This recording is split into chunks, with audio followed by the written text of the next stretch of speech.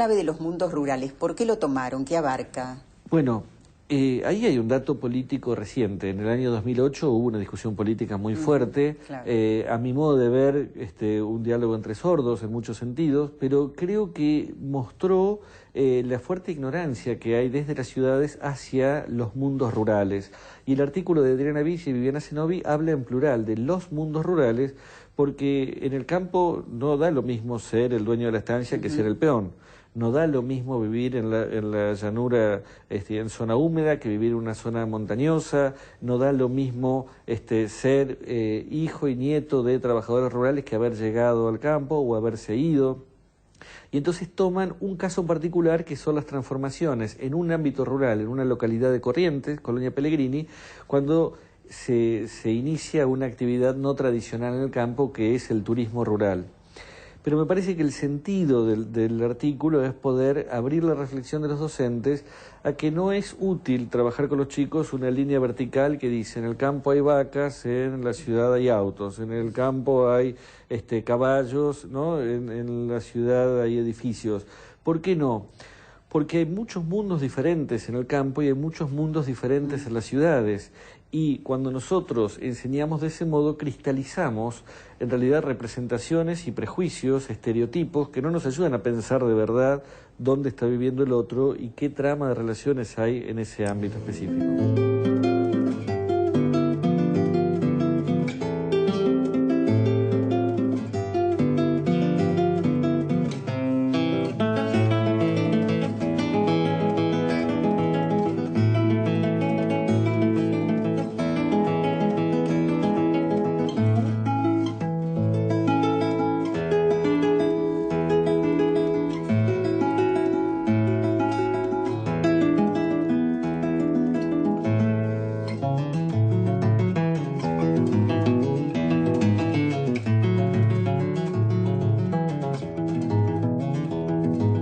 Bueno, cuando hiciste referencia al tema de los inmigrantes, hablaste de la experiencia de los coreanos, ahí había un recurso que era la salida, o de pronto Facebook, Internet. ¿Qué otros recursos, con qué otros recursos se puede contar en ciencias sociales? Mira, algo que ha transformado mucho la enseñanza de sociales en los últimos años es que ahora hay enorme disponibilidad de recursos, a diferencia de cuando empecé como maestro hace ya 25 años. En ese momento era el auge de las fotocopias y uno escribía a mano las fotocopias. Ahora en muchas escuelas del país hay computadoras, uno puede producir una consigna y corregirla año a año. Hay acceso a imágenes, no solo a través de Internet, sino a través de los canales de televisión, a través de producción casera, digamos, también uno puede, y hay disponibilidad en muchas escuelas, la posibilidad de producir un reportaje y llevarlo al aula. Creo que hoy no tenemos problema en acceder a los recursos, sino a veces en tener criterios para poder seleccionarlos. Por eso los artículos apuntan a poder ver desde qué categorías, desde qué conceptos seleccionar materiales. ¿Películas y videos también? Muchísimo. Por ejemplo, sobre inmigración hacia la Argentina, hay películas de la inmigración histórica y películas de la inmigración reciente. Claro. Pero lo importante es ver con qué consignas las vamos a trabajar, porque a veces el recurso también enamora y es un poco engañoso. Es decir, hay que tener una película bárbara. Bueno, pero ¿para hacer qué? Claro. ¿Para pensar qué? ¿Para enseñar qué? Focalizar dónde. Exactamente. Claro.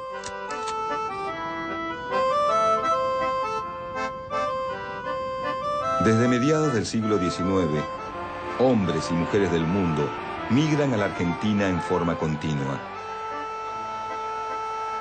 Las causas de la inmigración son diversas.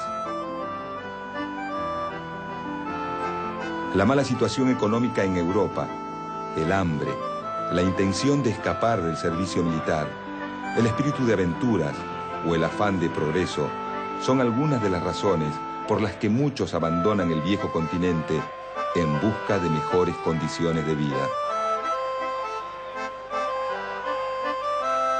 Hacerse la América resulta posible por la revolución en los transportes.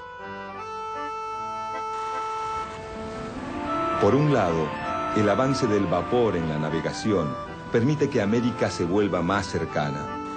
Y por otro, el ferrocarril abre camino al unir los territorios internos con las zonas costeras. Los inmigrantes viajan por las mismas rutas por las que se mueven las mercaderías.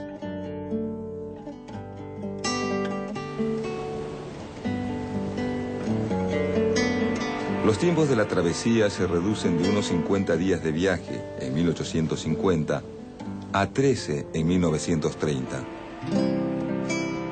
Disminuye el costo del pasaje y mejoran la seguridad, el confort y las condiciones sanitarias de los barcos. La llegada de inmigrantes es impulsada por la burguesía propietaria de tierras rurales para abaratar el valor de la mano de obra en las tareas de producción agrícolas, base de su poder económico.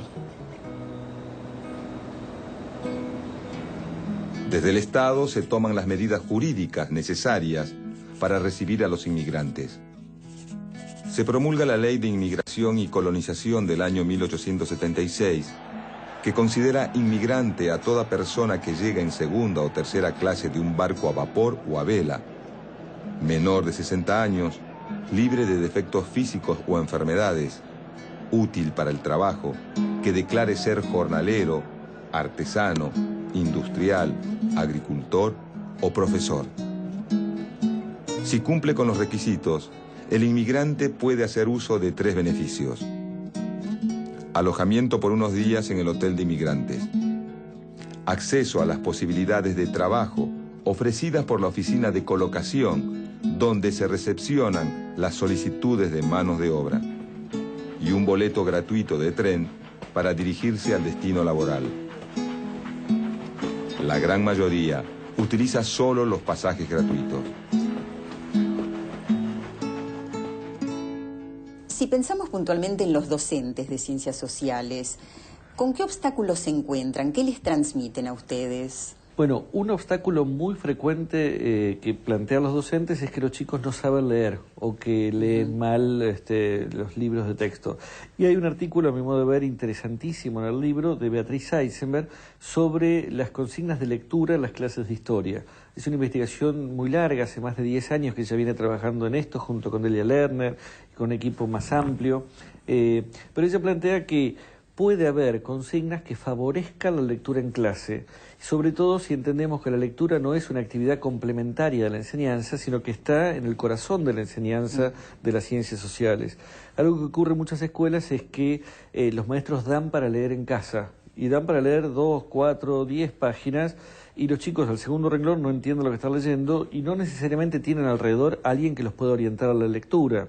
Y ella enfatiza la necesidad de leer en clase, en situación de plenario, con un docente guiando la lectura, funcionando en algunos casos como un orientador, a veces como un diccionario, y sobre todo plantea tipos de consignas de lectura que pueden ser mucho más ricas para favorecer el intercambio o la reflexión por parte de los chicos.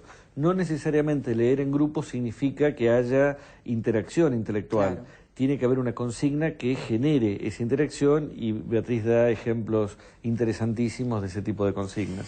Bueno, hay nuevos criterios en la enseñanza de las ciencias sociales. Esto lleva a pensar también que hay otros modos de evaluar. Puntualmente, ¿qué se evalúa? En principio quiero comentar que los criterios no es que sean novedosos o nuevos, sino que se vienen consolidando a partir de las mejores prácticas de enseñanza. Claro. Donde se producen criterios para enseñar es en aquellos maestros que enseñan y que tienen buenos resultados y que logran eso que nos proponemos.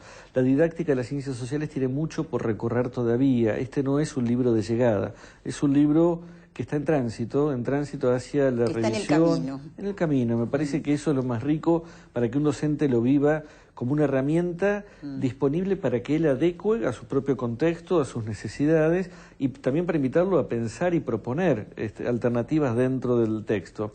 Y con respecto a la evaluación, vos sabés que en la evaluación se juegan un montón de aspectos que no son solo lo vinculado a enseñar y aprender sociales, ¿no? Tienen que ver también con el sentido de la institución, valoraciones, herramientas.